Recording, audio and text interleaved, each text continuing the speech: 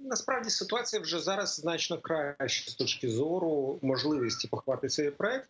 В першу чергу, тому що для його завершення необхідно, начебто, небагато з точки зору відстані, яку мають пройти вони, але єдиний корабель російський, який може це зробити, повинен отримати страховку для проведення подібних робіт. Так от на сьогоднішній момент Сполучені Штати оголосили, що вони будуть карати будь-які страхові компанії, які погодяться страхувати цей корабель. Тому, виходячи з цього, я сподіваюся, що він буде таки справді похований.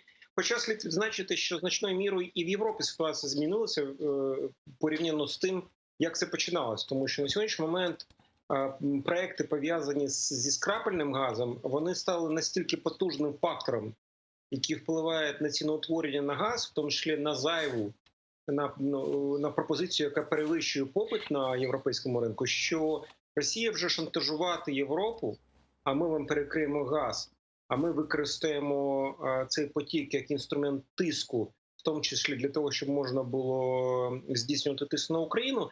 На щастя, вже ці загрози перестали бути настільки суттєвими, як це було 5-6 років.